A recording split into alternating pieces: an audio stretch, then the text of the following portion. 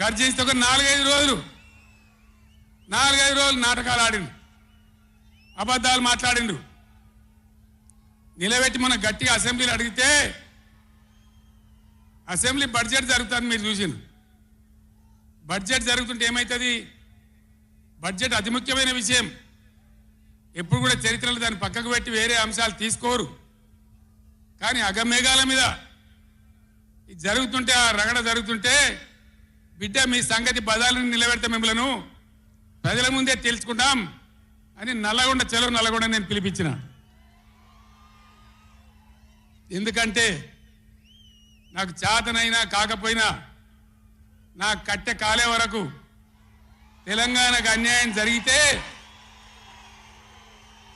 చివరి శ్వాస దాకా కూడా పులిలాగా లేచి కొట్లాడతా తప్ప పిల్లిలాగా ఉండను. ఎట్టి పరిస్థితులలో 600 ఏ విషయంలో కూడా తెలంగాణకు అన్యాయం జరగనివ్వను. కొట్లాడదాం. చెలో నల్గొండ ఇయ్యంగానే పిక్క పిక్క సచ్చుడు ఇజ్జత్ మానం పోతుంది రాబాయి. కేసీఆర్ బొబ్బ పెడితే ఏం చేస్తామంటే ఏం చేస్తామని చేతులు విసుకొని కాళ్ళు విసుకొని అర్జెంటుగా బడ్జెట్ పక్కకు పెట్టి శాసనసభలో తీర్మానం పెట్టింది. ఆ తీర్మానం కూడా చక్కగా లేదు. వాళ్ళ తెలివి సల్లారా. సాగునీళ్ళు తాగునీళ్ళు అని పెట్టినరు, కరెంటు ఉత్పత్తి పెట్టలేదు మళ్ళీ దానిలో. ఆ తీర్మానంలో కూడా అంత తెలివి తక్కువ తీర్మానం. అది పెట్టి ఇక మామ అనిపించుకున్నారు. అయిపోయింది కదా. ఒక రైతుకు పంట పండిందట, వడ్ల రాసి అయింది. ఎందుకంటే రాసి ఎవడు ఎత్తుకపోకుండా పొత్తు పోసేది, పొత్తులు ఆ బూడిదో శుద్ధో ఏదో పోసేది. పక్క రైతుని పిలిచి పొరుగు రైతు పొత్తు వైరాబాయ్ అంటే, ఉంటే నాకేంది పోతే నాకేంది పులిగోవాలి కానీ పొత్తు పోసిందట. వీళ్ళది ఏం పోతుంది? వాళ్ళకు కావాలి పదవులు, వాళ్ళకు కావాలి పైరవీలు, వాళ్ళకు కావాలి డబ్బులు తప్ప ప్రజల హక్కుల గురించి లేదు. నాడు లేదు, నేడు లేదు. దయచేసి నేను మీ అందరినీ కోరేది ఒకటే, అన్ని సందర్భాల్లో పోరాటమే ఉండదు. అవసరమైనప్పుడు పోరాడాలి, పోరాటానికి సిద్ధంగా ఉండాలి. అవసరమైతే సద్దులు కట్టుకొని రావాలి, మనం పిడికిలి బిగించాలి. అప్పుడే మన హక్కులు కాపాడుకోగలుగుతాం. అటు కేంద్రాన్ని కానీ, అధికారులను కానీ, కృష్ణా ట్రిబ్యునల్ కానీ, రాష్ట్ర ప్రభుత్వం కూడా భద్రప పనిచేయకుండా అప్రమత్తంగా ఉంచేటట్టు కానీ నడవాలంటే మనం ఎప్పటికప్పుడు జాగ్రత్తగా పులుల్లాగా కొట్లాడాలి. ఈ మాట చెప్పడానికి నేను ఇంత దూరం వచ్చిన, మిమ్మల్ని అందరినీ సమీకరించిన. ఇప్పుడు గవర్నమెంట్ వచ్చింది.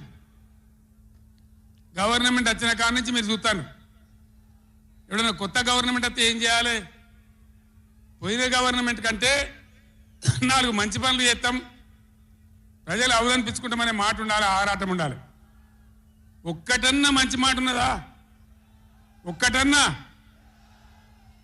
పొద్దున్న లేస్తే సొల్లుపోయాను కేసీఆర్ని తిట్టాలి. కేసీఆర్ని తిడితే మీరు పెద్దోళ్ళు అవుతారా?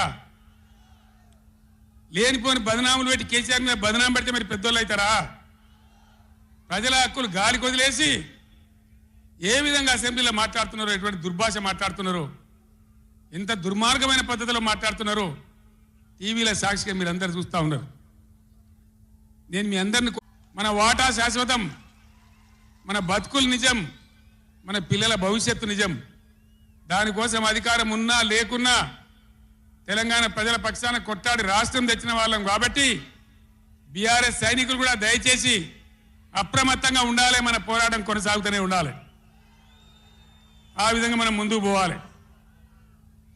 నాకు కొన్ని విషయాలు అర్థమైతలేవు. ఈ మైకోనికి మళ్ళీ ఏం పుట్టిందా? ఏం చేయకమని వాడిని ఉన్నట్టు మన మేము కరెంటు తెచ్చినాం ఆ రోజు. అంతకుముందు రాత్రి కరెంటు, పొద్దా కరెంటు ఆగమాగం ఉండే. గవర్నమెంట్ వచ్చిన తర్వాత, టీఆర్ఎస్ గవర్నమెంట్ వచ్చిన తర్వాత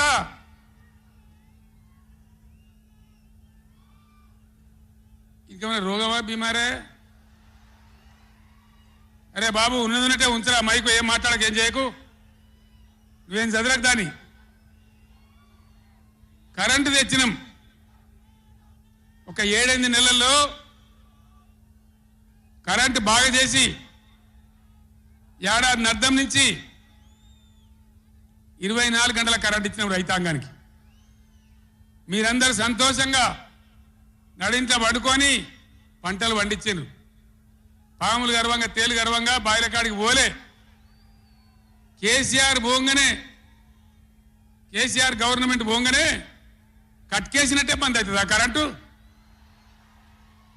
నేను 9 ఏళ్ళు ఇచ్చిన కరెంటు ఏం రోగమైంది ఏం దానికి ఏమైనా మాయరోగం వచ్చిందా యాడికి బాయే కరెంట్ ఎటు బాయే దద్దమ్మల రాజ్యం ఉంటే గట్లనే ఉంటుంది చాతగాని చవటల రాజ్యం ఉంటే గట్లనే ఉంటుంది వాళ్ళు ఉన్నంత మాత్రాన మనం నర్వస్ కావద్దు ఎక్కడికక్కడ నిలదీయాలి ఏమైందిరా బిడ్డ నా కరెంట్ అని అడగాలి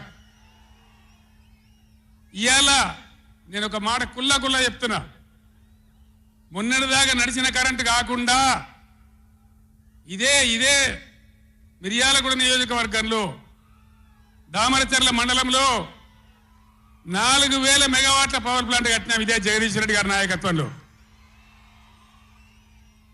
అయిపోయినాయి 80% పనులు అయిపోయినాయి 90% అయిపోయినాయి అది కష్టపడి చేసేస్తే 2-3 నెలలు తిప్పల పడితే 4000 మెగావాట్ల పవర్ వస్తుంది రామగుండంలో ఆనాడు మొదలుపెట్టినటువంటి ఎన్టీపీసీ పవర్ వచ్చేసింది ఆల్రెడీ 800 మెగావాట్లు వచ్చింది ఇంకో 800 మెగావాట్లు రాబోతా ఉంది అంటే ఆనాడు నేను నడిపినాడు ఉన్నదానికంటే 5600 మెగావాట్ల పవర్ కరెంటు ఎక్కువ ఉండంగా కూడా వీళ్ళకి ఏం రోగం పుట్టింది కరెంటు ఎందుకు ఇస్తలేరు ఎందుకు తిప్పల పెడుతున్నారు బిడ్డ అయ్యేలా చెలో నల్గొండతోనే ఆపం ఎక్కడ దొరికితే అక్కడ బదాల నిలదీసి మీ కథలు చేస్తాం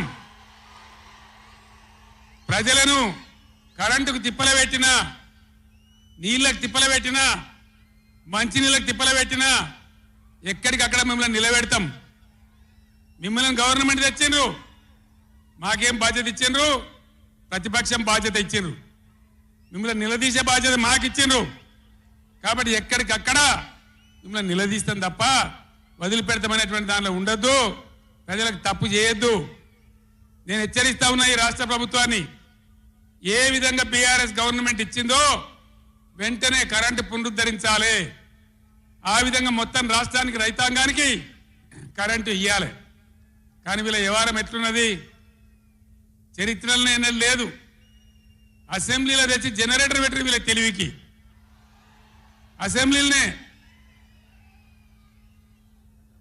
మొన్న మనోళ్ళు మీటింగ్లు తిరుగుతుంటే ఒక మీటింగ్ మాట్లాడుతుంటే 7 మాటలు పోతుంది కరెంటు నల్గొండలో జగదీష్ రెడ్డి మాట్లాడుతుంటే 7 సార్లు పోతుంది కరెంటు ఏం మాయ రోగం వచ్చింది మీకు తెలివి లేక నడపరాక చాతగాక ఇలా మంది మీద బదనాం పెట్టి బతుకుదాం అనుకుంటున్నారా అట్లా కాదు బిడ్డ జాగ్రత్త బతకనీయం ఎంబడబడతాం వేటాడతాం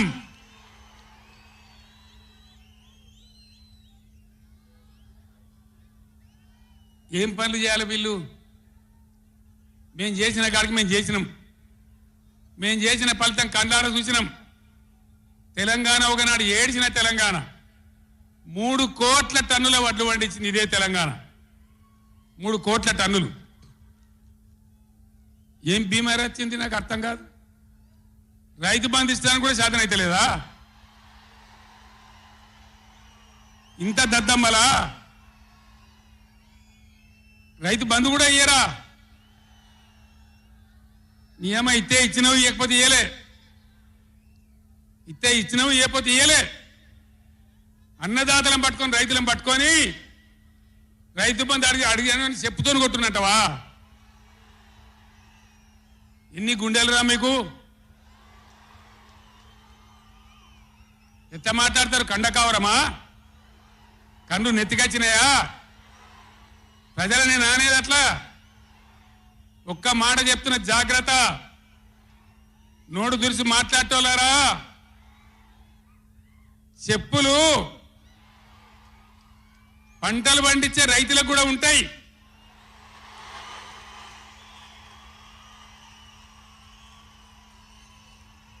రైతుల చెప్పులు ఎట్లుంటాయి? బందోబస్తుకుంటాయి బాగా. రైతుల చెప్పులు ఎట్లుంటాయి? బందోబస్తుకుంటాయి, గట్టిగా ఉంటాయి. ఒక్కటే చెప్పు దెబ్బతో మూడు పళ్ళు ఊసిపోతాయి. దానికోసమైనా మీరు అడిగేది? ఇది మర్యాదనా? ఇది గౌరవమా? ప్రజలను గౌరవించే పద్ధత? నీకు చేత కాకపోతే మాఫీ చేయండి, జరిగిన వెనుక చరిత్ర అని చెప్పాలి. వెళ్తలేదు అని చెప్పాలి, మాకు చేయలేదు అని చెప్పాలి. కానీ అడిగినోని చెప్తోని కొట్టాలి. కేసీఆర్ సెలవు నల్గొండ అంటే కేసీఆర్ను తిరగనీయం. ఇంత మగోళ్ళ కేసీఆర్ను తిరగనియారట. తెలంగాణ తెచ్చిన కేసీఆర్నే తిరగనియారా? ఏమి చేస్తారు? చంపేస్తాడద్దా? చంపుతావా? దా వ్యాపారం చంపుతావుదా? కేసీఆర్ని చంపి మీరు ఉంటారా? ఇది పద్ధత? ప్రతిపక్ష పార్టీ తప్పకుండా ప్రజల సమస్యల మీద వస్తుంది, ప్రజల మధ్య అడుగుతుంది, వాదన చెప్తుంది. నీ దమ్ముంటే మేము చేసిన దానికన్నా ఇంకా మంచిగా చేసి చూపి, కరెంటు మంచిగా చూపి. ఆగమాగం అడివడి ఇష్టం వచ్చినట్టు ఏం చేయాలి? అలా పాలమూరు ఎత్తిపోతల పూర్తి చేయాలి, దాని గురించి మాట లేదు. ఖమ్మంలో సీతారామ ఎత్తిపోతల పూర్తి చేయాలి, దాని గురించి ముచ్చట లేదు. ఇంకా గురుకులాలు ఎక్కువ పెట్టాలి పేద పిల్లల గురించి, ఆ ముచ్చట లేదు. కరెంటు మంచిగా ఇవ్వాలి, ఆ ముచ్చట లేదు. మంచినీళ్ళు రావాలి మంచిగా. రాష్ట్రంలో చాలా దిక్కులు తిప్పలైతా ఉన్నది, పట్టించుకునే నాతులు లేడు. ఇంత మాయలమే ఇవన్నీ మాయం చేసి బలాదురుగా తిరుగుతామనుకుంటున్నారా? తిరగని ఇయ్యం, జాగ్రత్త అని చెప్తా ఉన్నా. తప్పక నిలదీస్తాం, ఎండగడతాం. ఇంకో మాట, ఈ ప్రభుత్వాన్ని ఈ నల్లగొండ సభ నుంచి నేను హెచ్చరిస్తా ఉన్నా.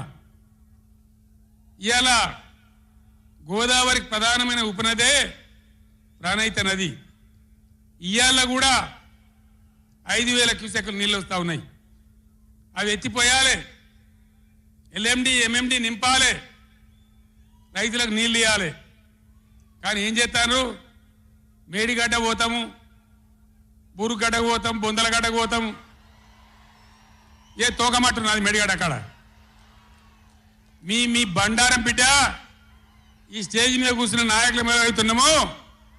ఈ అసెంబ్లీ అయిపోయిన తర్వాత మేము కూడా అడిగి పోతాం, మీ చరిత్ర మొత్తం ఎండగడతాం.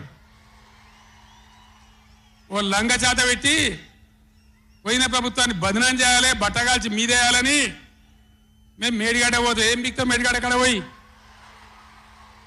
ఎందుకు పోతున్నావు మేడిగడ్డకు?